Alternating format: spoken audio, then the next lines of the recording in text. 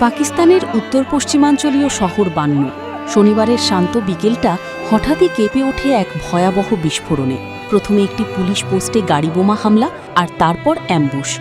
মাত্র কয়েক মিনিটের ব্যবধানে প্রাণ হারালেন অন্তত ১২ জন সাহসী পুলিশ সদস্য। স্থানীয় কর্তৃপক্ষ জানিয়েছে, হামলার শুরুটা ছিল অত্যন্ত পরিকল্পিত। প্রথমে একটি পুলিশ চেকপোস্ট লক্ষ্য করে বিস্ফোরক বোঝাই গাড়ি দিয়ে আত্মঘাতী হামলা চালানো হয়। বিস্ফোরণের শব্দ শুনে যখন অন্যান্য পুলিশ সদস্যরা ব্যাকআপ দিতে বা উদ্ধার কাজে ঘটনাস্থলে আসছিলেন, তখনই ওত পেতে থাকা জঙ্গিরা তাদের ওপর অতর্কিত হামলা বা অ্যাম্বুশ শুরু করে। হামলার তীব্রতা এতটাই বেশি ছিল যে শক্তিশালী সেই পুলিশ পোস্টটি মুহূর্তেই ধ্বংসস্তূপে পরিণত হয়। চারিদিকে ছড়িয়ে ছিটিয়ে ছিল ইটের টুকরো আর পুড়ে যাওয়া গাড়ির কঙ্কাল।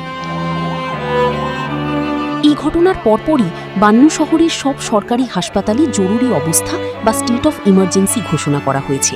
উদ্ধারকারী সংস্থার অ্যাম্বুলেন্সগুলো একের পর এক আহত ও নিহতদের উদ্ধার করে নিয়ে যাচ্ছিল। ইতিমধ্যেই এই রক্তক্ষয়ী হামলার দায় স্বীকার করেছে ইত্তেহাদুল মুজাহিদিন নামক একটি জঙ্গি গোষ্ঠী।